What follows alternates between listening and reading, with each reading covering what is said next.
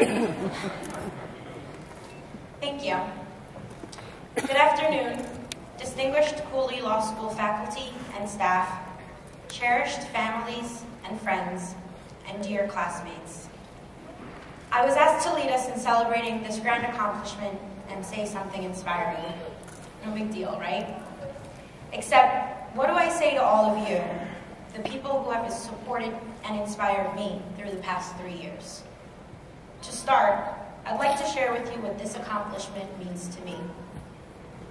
I was born in Colombia, South America, and when I was only 6 years old, my father was robbed at gunpoint and kidnapped while working as a cab driver. And for all of you who've been studying for the bar and are going through the elements in your head, yes, he was 1, falsely imprisoned, and 2, moved or concealed in a secret place. See who said we wouldn't get any studying done today. My father was miraculously able to escape, and ultimately, we immigrated to the United States. The 6 of us lived in a 1-bedroom apartment, but my siblings and I went to private school. My parents were criticized for spending so much money on our education, but, like many parents in the audience today, they valued education, and they worked night and day to give us the opportunities they never had. Today is a testament that none of it was in vain. Gracias. That's my story. But you too have a story, inspiring stories.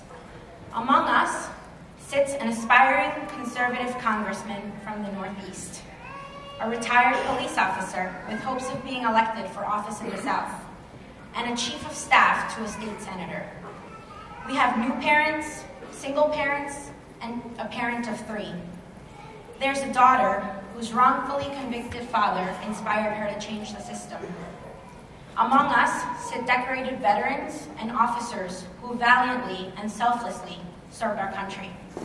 Among us sit persons with disabilities, and some who at some point in their lives were told they would never make it through law school. There's a person whose undergrad journey took 10 years, and a person whose law school journey took 6. There are persons who bravely dealt with the loss of parents, family members, and loved ones. Some persons were diagnosed with an illness, and some underwent surgery. There are those who lost love and had to, perhaps reluctantly, employ the use of an attorney. Those who found love, and those who married.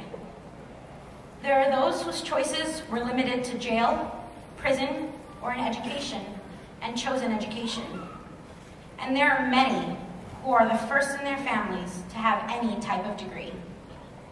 There are some overachievers, and I'd say show-offs, who went to school and worked full-time. There are international students. There are those who left their homes for the first time, students who left their state for the first time, and a lot of Canadians. All of our stories have common elements of struggle and perseverance. We could have given up, taken the easy way out, quit, but we didn't. We stuck to it, and here we are today, standing tall, and with the help of this stand, maybe 5 feet. As much as we would have preferred to live our lives in a bubble or to freeze time while we got our degree, the truth is that life happened. But we experienced life together, and because of that, we will always have an unbreakable bond and a sense of camaraderie and respect for each other. Some of the things we went through would have broken an ordinary person. Tax law would have broken the ordinary person. But we are not ordinary, and that's why we can take on the marvelous responsibility of being lawyers, advocates, and counselors. Yes, we learned the law. We learned to live in that beautifully gray area and embrace it. But most of all, we grew as individuals and as a community. And let's remember that none of us did this alone. We are blessed to have remarkable people around us, people who deserve our eternal gratitude. Cooley staff, professors, parents, siblings, family, and friends. We could have never done this without your love, support, encouragement, patience, understanding, and money. On behalf of the entire graduating class, I thank you and dedicate today to you.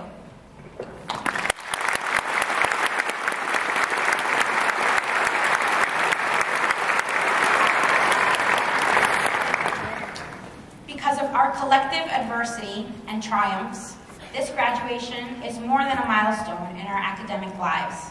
It is the culmination of the grueling decisions that we've made to get here, the gateway to a newly realized sense of civic duty and citizenship as beholders of the law, and our time to start impacting the field we have lived and breathed for the past few years. The truth is that tests don't determine who is going to be a great lawyer. Grades aren't always the best illustration of our knowledge, but who we are is a great predictor of how great we will be. And we are great. We are fighters. Dare I say, scrappy. When you start to worry about the future, stop and remember this moment.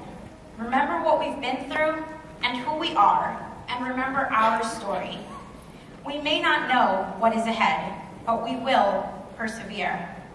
As a great leader once said about the future, we will meet it head on, with fire in our bellies, a wind in our sails, steam up, and full charge. Congratulations.